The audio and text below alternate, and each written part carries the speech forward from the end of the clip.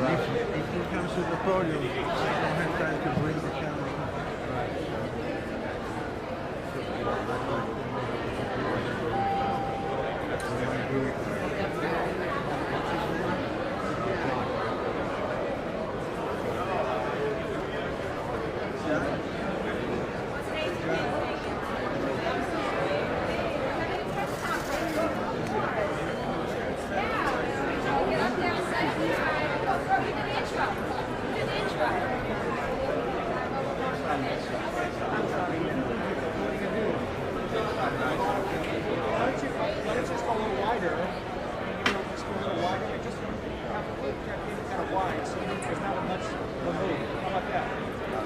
So I can go and leave. Because look, they're going to handle this. They're going to want to go straight to the press conference. You're not going to have time to switch the camera. Yeah. So,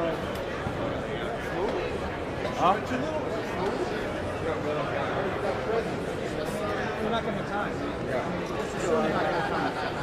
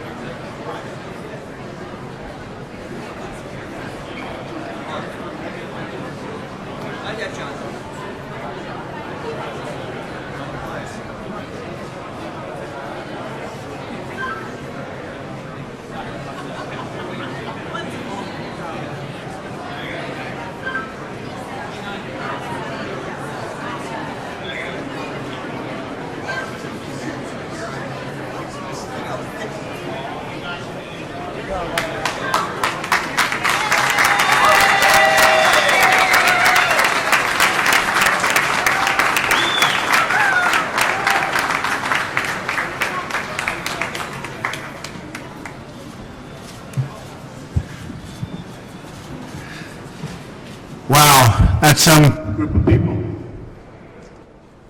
So we're going to be discussing something so important for our country, for our economy, and for getting us all working again and working well again. It's a tax reform that I think will make America strong and great again. Too few Americans are working, too many jobs are being shipped overseas, and too many middle-income families cannot make ends meet. This plan directly meets these challenges and the challenges also of business. It will provide major tax relief for middle income and for most other Americans. There will be a major tax reduction. It'll simplify the tax code. It'll grow the American economy at a level that it hasn't seen for decades. And all of this does not add to our debt or our deficit, but I'll also be discussing some of that at the end, because we have to make much better deals, we have to negotiate much harder, and we've got to make our economy strong. Changes for individuals will be at levels that you haven't seen in a long time. We're going to cut the individual rates from 7 brackets to 4. Simplification. 25%, 20%, 10%, and 0. If you're single and earn less than $25,000 per year, or married and jointly earn less than $50,000. So, very important, if you're single and earn less than $25,000, or married and jointly earn less than $50,000, you'll not pay any income tax, nothing.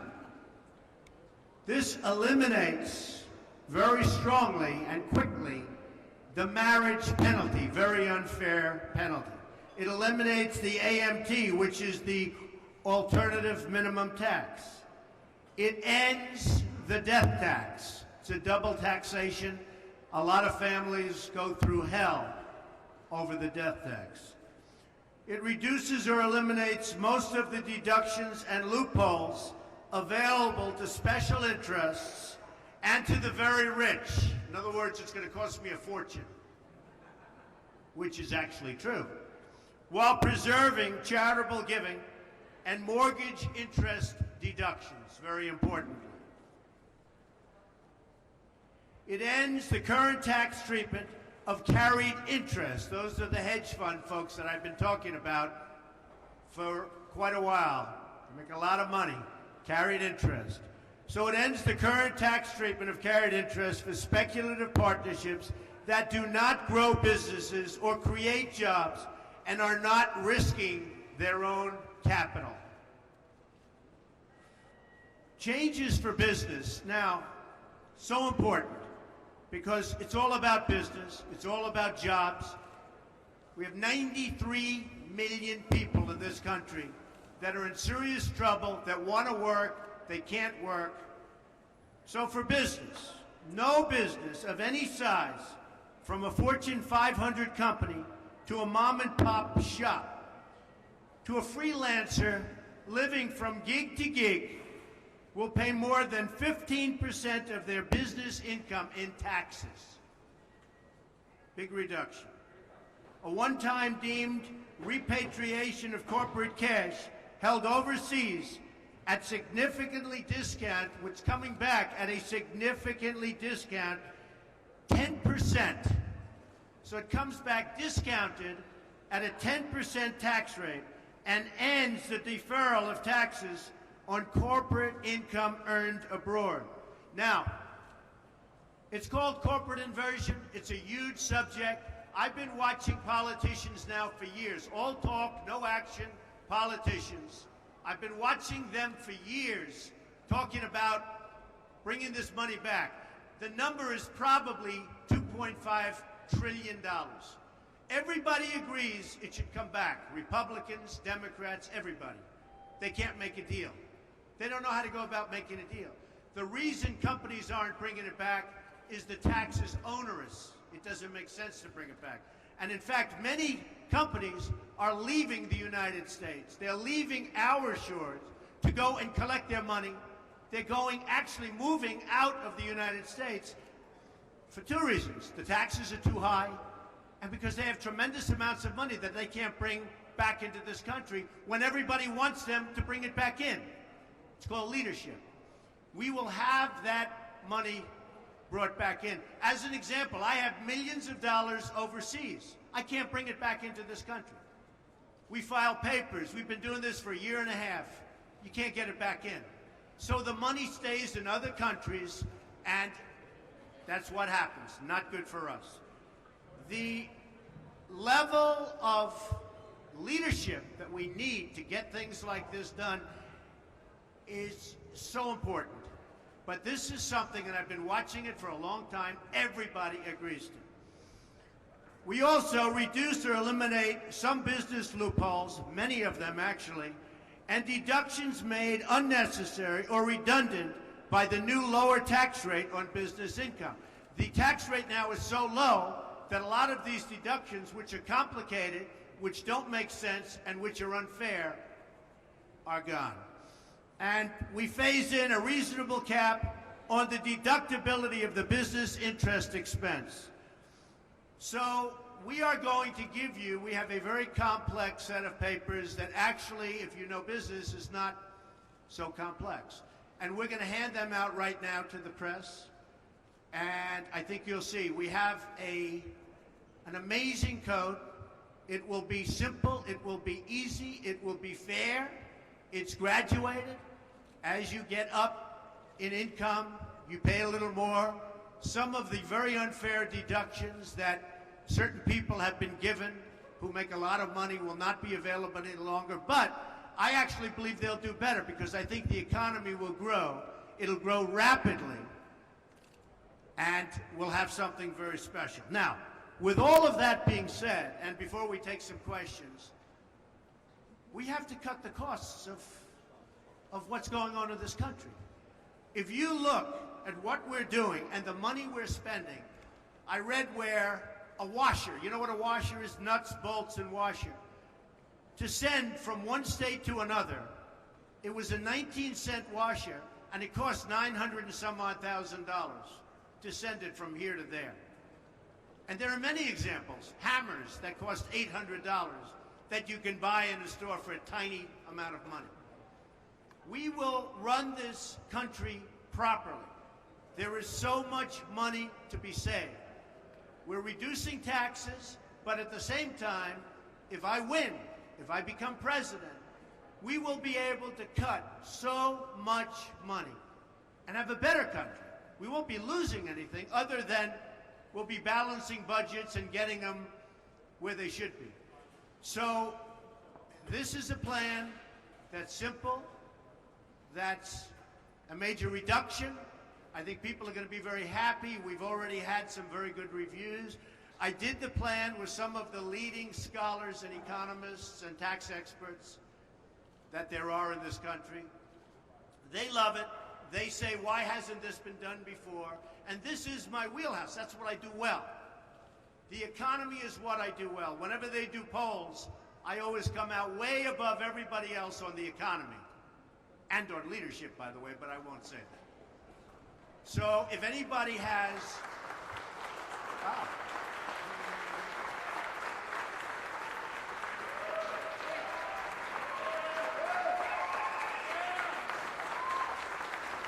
Thank you.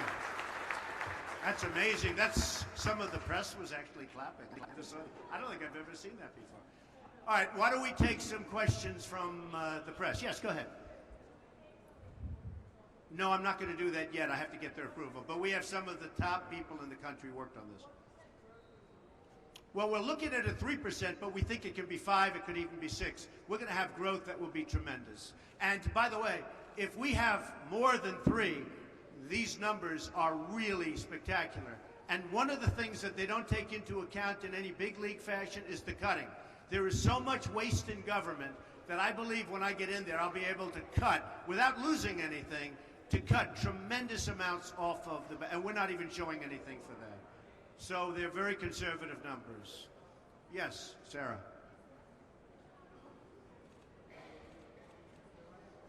Yeah. My taxes will, first of all, I'll have a much simpler tax statement. It'll be much simpler. When I do my return, my returns go up to the ceiling and beyond, which is ridiculous. And you spend millions of dollars at a high level on lawyers, accountants, and everything else.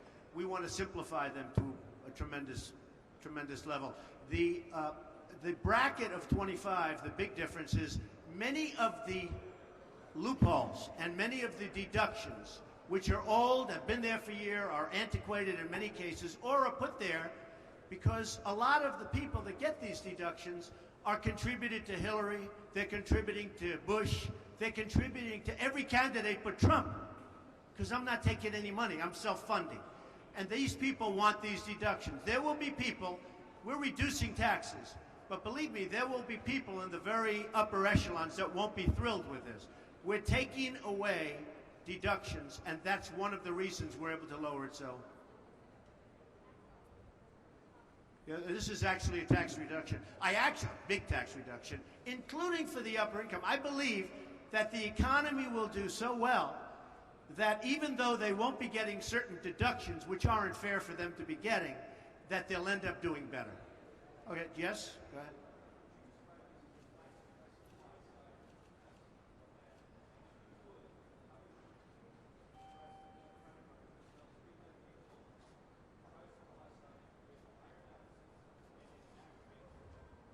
I just think this is a common sense approach. You know, we could say supply side, you could say there's 15 different names given out for different kinds of reductions or increases. I don't think it's supply side or anything else. I think this is a common sense, well thought out tax proposal that's going to trigger the economy, going to make everybody go back and really want to work. It's going to create tremendous numbers of jobs. One of the other things that I'm coupling this with is if I become president, I'm going to renegotiate our trade deals. Because our trade deals are not sustainable by this country. Not sustainable. We cannot continue to let our jobs go to all of the different countries. There's not a country that we negotiate with that doesn't make a better deal. Everybody. We lose money with everything. I'm also going to renegotiate some of our military costs because we protect South Korea. We protect Germany. We protect some of the wealthiest countries in the world, Saudi Arabia. We protect everybody. We protect everybody. And we don't get reimbursement. We lose on everything. We lose on everything. So we're going to negotiate and renegotiate trade deals, military deals, many other deals that's going to get the cost down for running our country very significantly. I'm not showing a big number in that, but I believe that if I become president, those numbers are going to be massive. As an example, Saudi Arabia, they make $1 billion a day. We protect them. So we need help. We're losing a tremendous amount of money on a yearly basis, and we owe $19 trillion. I used to say 18 for the last 6-7 months. Now it's 19, and it's only going up. Yes, Tom? Mr. Trump, this morning, Senator Rubio described your campaign as a freak show. You take a lot of pride in your Well, now, look, Senator Rubio is a lightweight. We understand that. He wouldn't be able to do this. He wouldn't know a trade deal from any other deal. And what certain people are trying to do is they're trying to take, we just went up in the last poll, we went up 2 points in the last poll, and we continue to go up. In the NBC poll, I think we went from 26 to 29. We're going up very strongly in the polls. They don't know what to do about it. I built a great company. You'll see that in 60 Minutes last night. I built a great company. It's a phenomenal company with very little debt, tremendous cash flow. I'm funding my own campaign. Guys like Rubio, I mean, he desperately needs money. Ask the car dealer in Florida. Ask the people that support him. And a guy like Rubio and others, I don't want to single him out. You're singling him out. But they're largely controlled by their donors, the special interests, and frankly, more than anybody else, the lobbyists. I've turned down millions and millions of dollars from lobbyists and special interests because it's not the right thing. It's just not right. And that seems to be resonating very strongly. Yes? Thank you. Thank you.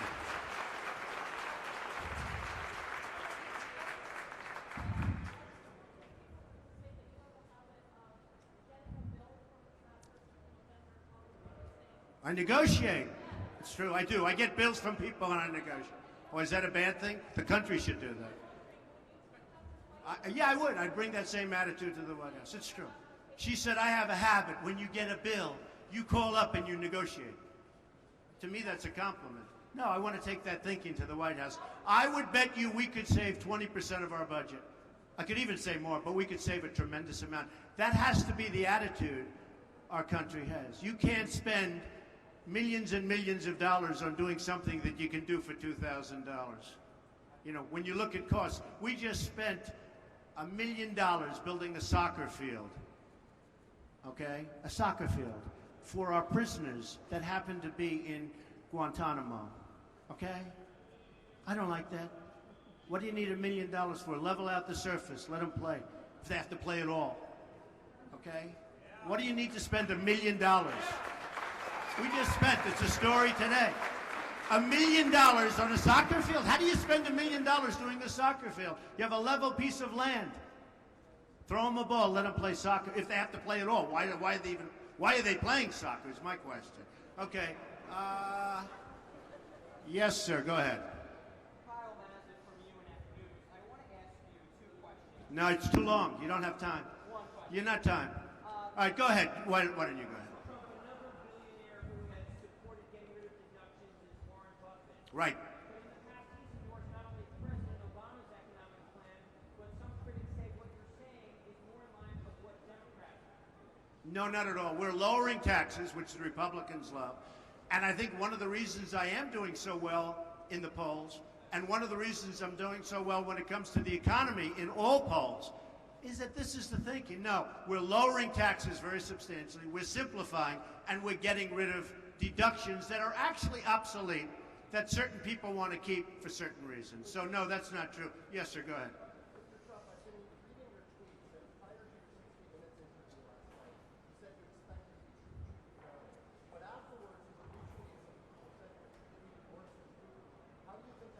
Well, Putin was interviewed and I was interviewed last night. I thought Charlie Rose did an excellent job, but I thought his was a softer interview. Scott Pelley interviewed me.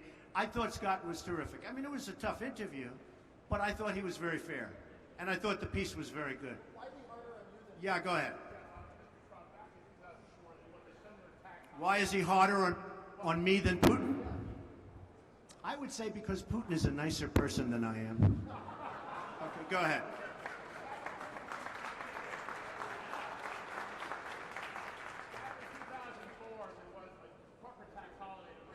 Right, right. And it was a little disappointing. How do you make the connection between your valid observation about all the idle Americans, 62.6% in labor force participation rate? It's the worst in 36 years. Connect the dots, how bring that Okay. money back? Well, it's a good question, and you can connect the dots. But I guess it has been probably since '04, you know, you're talking about 10, 11, 12 years, that people have wanted to bring the money back into the country. And again, it's called corporate inversion. And a lot of times the corporations are moving out and they're going to other countries, taking jobs. And now we have a really big problem because we have serious companies, very large, very prestigious companies, as you know. Obviously, you know something about business. But we have major companies looking to move out of the United States. You know, it used to be they'd move from New York to Florida, they'd move from New Jersey to Texas or whatever. Now they're talking about moving from the United States to Ireland and to England and to other places, to Spain, where they get treated differently and frankly better. And they're doing that for a number of the reasons, but one of the big reasons, as you know, is taxes. One of the other reasons is to get all of this cash that they've built up and they can't get back into our country. And when this money comes back into our country that everybody wants, it's going to be put to work in our country largely. It can go other places, but largely. And I think it'll be an amazing boon. Now, here's the other thing. They think it's $2.5 trillion. I think it's much more than that. I actually think it's going to be more money than that. And boy, if it is, we have hit pay dirt. Can I get a follow-up, sir? Yeah, go ahead, real fast. Instead of having corporations pay their interns, how about requiring, as part of the repatriation, the end of free labor of all the Well, you know, when you end the repatriation, when you get the money coming back in, beyond, tremendous things happen. Sarah, go ahead. Well, I'll be announcing that in the not-too-distant future. But I will tell you, I've been honest. I'm the only one that's honest about this thing. I watched Romney, and I watched, I pay so much tax, I pay so much tax. I watch all politicians, and they say, I fight like hell to pay as little as possible. Can I say that? I'm not a politician. I fight like hell, always, because it's an expense. And you know, I feel, and I fight, I have the best lawyers, and the best accountants, and I fight, and I pay. But it's an expense, and frankly, I would feel differently if this country were spending the money wisely instead of throwing it out the drain. Our country spends our money so stupidly, and I will tell you that I can speak for myself. I pay a lot of tax, but I fight like hell to make it as low as possible. But I would feel a lot differently if our leadership was such that I respected the decisions. All you have to do is look at a list of the things that our government is spending money on right now, and you don't feel so good about our country. Yes?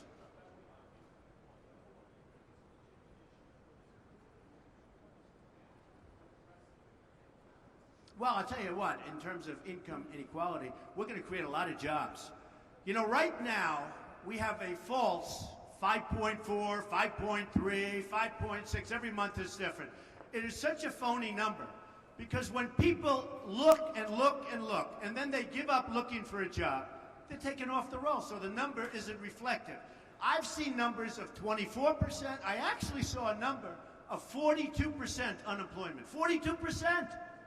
And it could be because when you're looking for a job and you go around and you look and you look and you fight and you want to work and you want to take care of your family, and then you can't get the job, and you know what I'm talking about because you're shaking your head, and you can't get the job, essentially, for statistical purposes, you are considered employed. So then I read, every time it comes out, I hear 5.3% unemployment.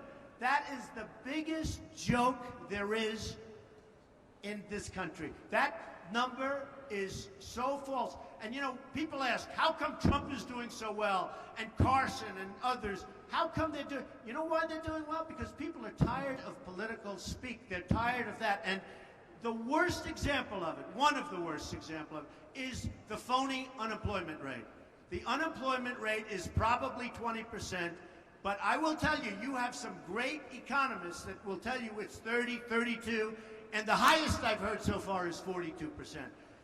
There's anger out there at the job picture. Now, one other thing. With that being said, China, Japan, Mexico, Brazil, these countries are all taking our jobs like we're a bunch of babies. That will stop. People will treat us fairly if I become president. We are losing our jobs, we're losing our base, we're losing our manufacturing. All of that will stop. Yeah, go ahead. Well, this is number one, it's simplification. Number two, what I'm really doing is the big picture, because corporations now are going to start having an incentive to create jobs. They're going to have an incentive also to stay in this country. They're going to spend, well, if they provide bigger dividends, people are going to have more money to spend. So that's not so bad either. If a corporation gives out a bigger dividend, that's great. Mr. Jones gets a bigger dividend, he's going to have more money to spend in the economy, so that's good. Yes, ma'am. Should Chris Christie what?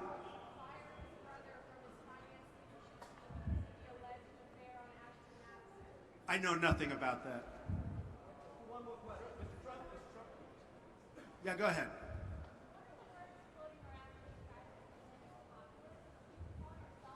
No, I'm not a populist. No, I'm not. I'm a man of great common sense. I'm a man that's built a tremendous company with the best locations in real estate, the best everything. You're here at one of them. I have many of these. I've done a great job. I've employed tens of thousands of people. I employ now thousands and thousands of people. I've done a good job, but I wouldn't say populist at all. I would say I'm a man of common sense. I'm cutting taxes. I'm going to create a lot of jobs. I'm going to get rid of a tremendous amount of waste. And I'll tell you what, the waste that I get rid of,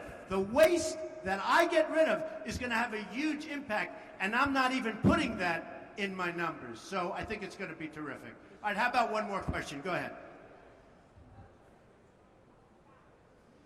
Yes, the motor industry. That's a beautiful way of describing it. The motor industry. Where are you from? England. I love oh, what a beautiful accent. No, I want to get the industry, we call it the automobile industry, but I want to get the automobile industry to build factories here. As you know, Ford is building a $2.5 billion factory in Mexico. Mexico also took a big plant out of Tennessee, and Tennessee thought they were going to get it, and they didn't. I want the motor companies, as you would say, or the automobile companies, to build their plants in the United States. I don't want Nabisco leaving for Mexico or any place else. I want these companies not to leave Chicago, not to leave Michigan, not to leave New Hampshire and Iowa and South Carolina and all of these places where they're leaving and they're going to other countries. I want them to stay here, and they will stay here, and they'll be so happy. Ladies and gentlemen, thank you very much. It's been a great honor. Thank you. Thank you. Thank you.